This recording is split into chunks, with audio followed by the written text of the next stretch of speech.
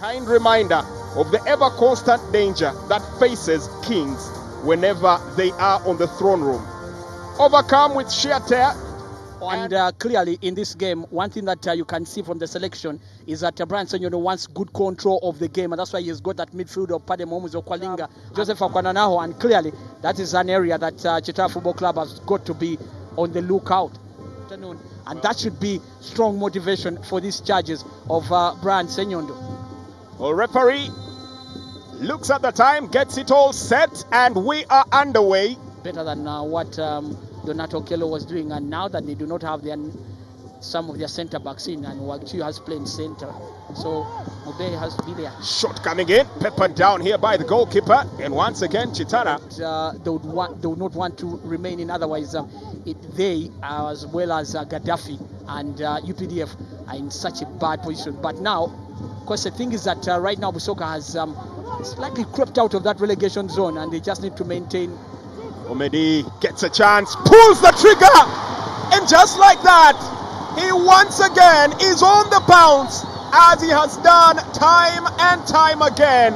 It's almost as inconceivable, but for one reason, an absolute certainty. In life, there will always be death, there will always be taxes, and there will always be Omedi on the score sheet.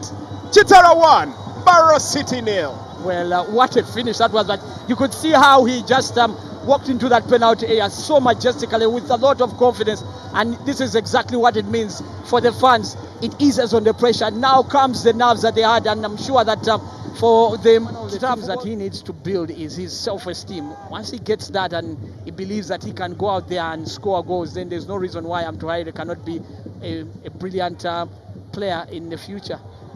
Corner brought in there. Paul hacked clear. That maybe feel that maybe the opponent does not have much offer, but the thing is that this Mbarara side really poses a threat, and they will be going out there. Searching ball from Mubaya, gets it to Living Caponi. The box area peppers the goalkeeper's hand. And Kitara Football Club searching high and low, and now they snatch the ball. Jude Samugabi almost coming through against his former teammate. Oh yeah, that's interesting, especially see people just walking in at half time, but better late than never. Well, he's never late, and they will definitely have to catch the replays to see the impact that once again the beast, Dennis Omedi. When they look back at the fact that Benjamin Nyakojo just recently returned from injury, so if there's a possibility that he's injured again, that would be really worrying, as is another Henry Chitegenyi, the Bison, one you rarely see substituted. Well, I'm really surprised that Wasabusa could be taking off Henry Chitegenyi unless there is an injury that he's suffered. Well, first they have to figure out how to defend against this set piece, then probably outventure that they might need ball holders. Shot struck from a distance, the second rebound finds its way away, and the stretcher will once again be called probably into action. First it's the medic. And that was a time when he was in such hot form. But since that time, his confidence went down. And I think he had a very good start at KCC under Mike Muntebi. But then once Mike Muntebi left, and then he also got injured, somehow he fell on hard times. Akanda Nwaho drops in a cross and the equalizer. Siari Arigumaho stabs home the ball. And a deafening silence envelopes Kitara.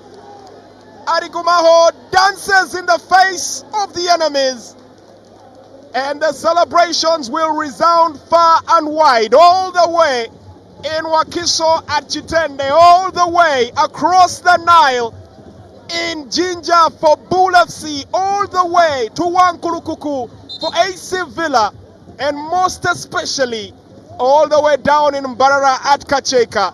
Mbarara City have thrown a spanner in the works. Well, that was a fine cross coming in from Akwananaho. If ever there was a moment where you expected him to have some bit of contribution made in that penalty area. Whipped in, somehow nearly getting there. That was way too close for comfort. And once again, it's Muchu that almost is on the receiving end. But you must say that they have also done a pretty good job in keeping out that free kick, because you thought that Paul Muchurez really misses from there. They had another chance to snatch it from the jaws of defeat at the very tail end.